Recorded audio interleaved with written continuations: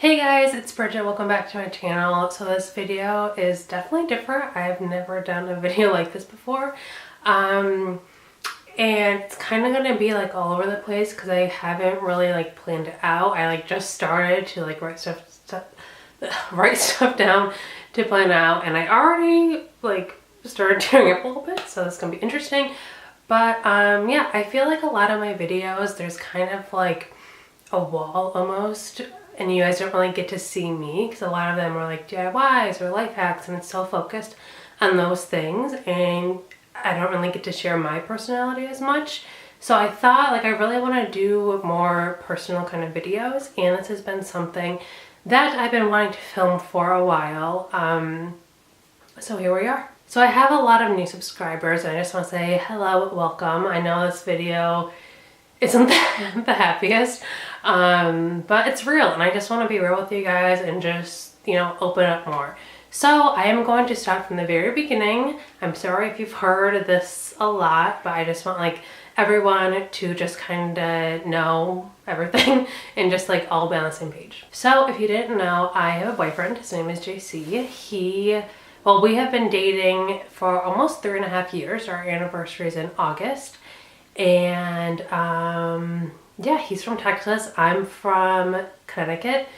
And we actually met online, which is like crazy, but we just, I don't know, we just really liked each other. So we started dating, and so like our entire relationship has been online. So yeah, but he is in the military. So like this whole video is basically, I just want to talk to you guys and let you know what it's like to date someone in the military, because it is freaking hard.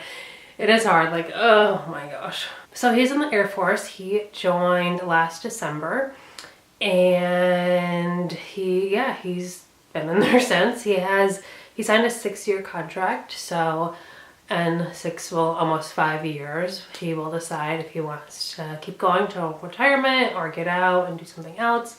But so basically like the whole process is that you go to a recruiter, and he probably could tell you all this a lot better than I could because I don't know like all the details. But you go to a recruiter, you obviously have to take a test, you have to be like physically fit, you have to meet all these requirements, and then you give them like a list of different jobs you want, and then once they have something available, they'll be like, hey, we have this job, and it might not be your top choice, but you don't know when you're gonna get that top choice pick. So you kind of like, I think he does like engineer maintenance kind of stuff on airplanes, so I think that was his like 3rd or 4th pick, but he just wanted to get in, so he chose it. And then I forget, like once he like signed the contract, I think it was like a month or 2 later, he went off to basic. So that was like the first weekend in December, and you pretty much have like no communication with them when they're in basic. And I remember, oh my god, ugh. Okay, I remember he got on the bus.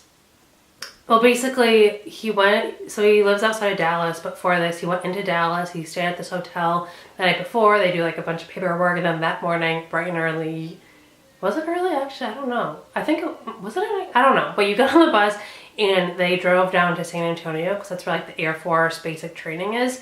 And he was able to text on the bus, and we talked on the phone, and then he was getting closer and closer to base, and we were talking on the phone, and I just remember this so clearly. Oh, it was a hard day for me. We were talking, and he was like, okay, I gotta go, I love you, and just like hearing that and knowing I don't know when I'm gonna talk to him again, like that was so hard. As you can see, I'm starting to like tear up now just thinking about it. I just like hung up with him, just bawled.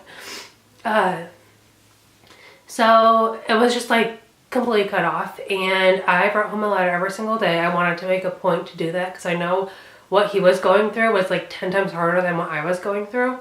So I really wanted, like, if I could just bring like the slightest smile on his face or just anything, I wanted to do that. So I wrote every single day. I think I got like 3 or 4 letters from him. I completely like, I think it was around that number, but it's tricky because they're only given a certain amount of time to write letters. and he has his mom to write to, his dad to write to, maybe like his brother, he has me, he has his grandparents, like there's so many different people. So I wasn't expecting anything. I didn't want to like have my hopes up because I know he had so many people to write to. So I would say, even though I never included this basic, is about 2 months, month and a half, like around that time. And of course this was right during Christmas. So like it kind of had ups and downs because it was good because I was having finals, I was busy with the family, all that kind of stuff. But it's also sad because it's like such a special time of the year. You just want to spend time with your loved ones and stuff. So it was those, like, I think the 2 first weeks in my basic was the hardest. It's just like, we are long distance, so it's not that not seeing him, but it's just, he is the person that I go to, like, for anything. And just having that person that you always talk to, you text constantly, like I would FaceTime him all the time, just having that completely gone, I just felt kind of like lost. And I try to like keep myself busy in school and like sports, I don't play sports, school and work and just be with my family, but it sucked so badly. So then I was visiting family around Christmas time. I think it was before Christmas. I think it was Christmas Eve maybe.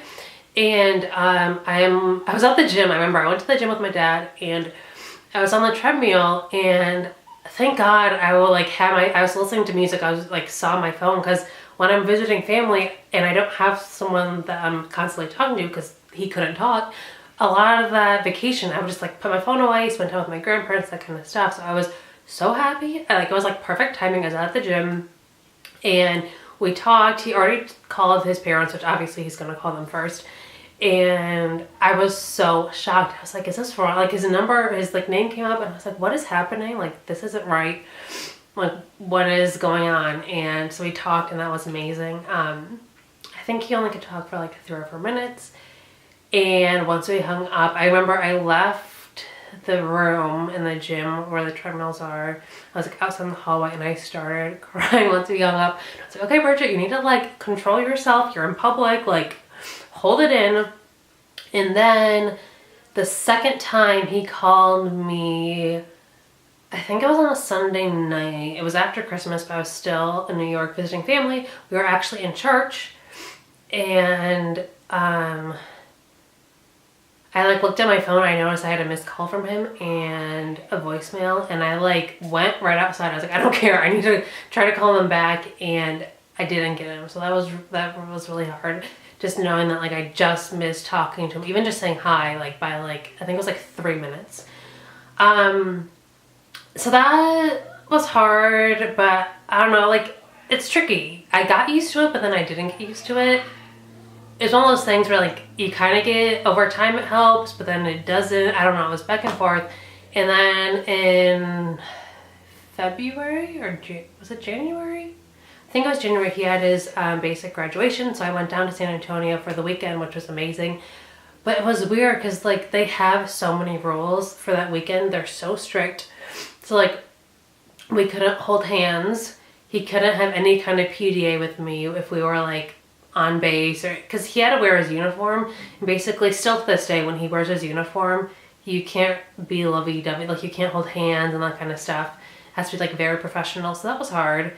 Because I just wanted to like hug him and kiss him and hold his hand and all that kind of stuff. So that was definitely hard.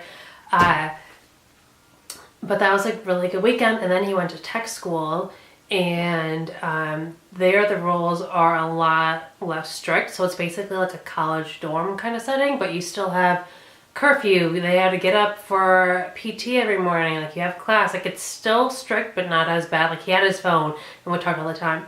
So I would definitely say basic was the hardest part so far. And now he is stationed in Louisiana. He got really lucky. It's pretty close to his house, like his home. So he can drive home and see his family some like weekends and stuff. And here we are today. So I would probably say, gosh, I don't want to cry again.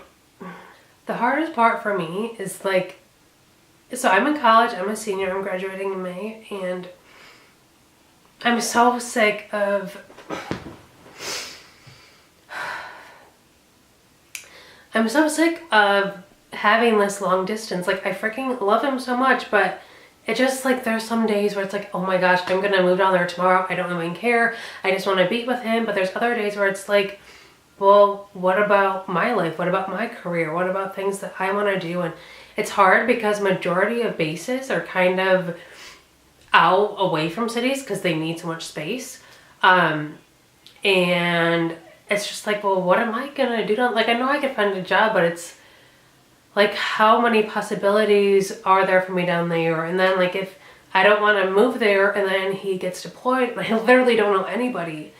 And then it's like, obviously the easiest, like, the most convenient thing to do is get married, because that way we could live together. They would have, like, if he got shipped somewhere else, I would be able to go with him. But it's like, I'm not ready for that yet. So it's just, we're in this awkward, like, in between where it's just like, I don't know what to do. I don't know. So yeah, sorry, my card completely filled up. But, so yeah, I don't know.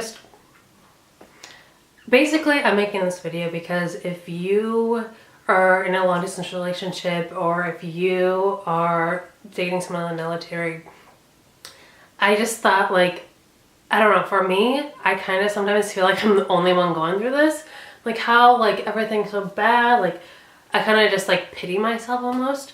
But I just wanted to make this video to tell any of you guys that, like, you're not alone. I really would love if we could, like, all talk to each other in the comments and give advice, because I need some advice. Like, it gets hard. And so yeah, like, I would say right now the hardest thing is the future and not knowing, like, when we're gonna actually be together. And it sucks. Like, it's just so hard. And I don't really know how to end this video, because it's like, I don't know the answers, I don't know the solution.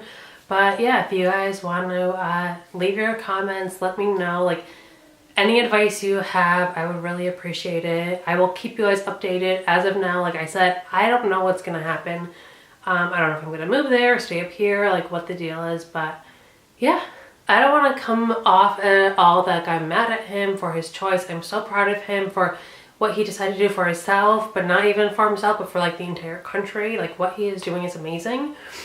But it just gets hard, and I know he feels the same way too. It just sucks not being able to see each other. I just thought it would be not fun, because I've cried so much, but just, like, for you guys to see this other side of me and see something that's really important to me and something I'm going through in my life right now.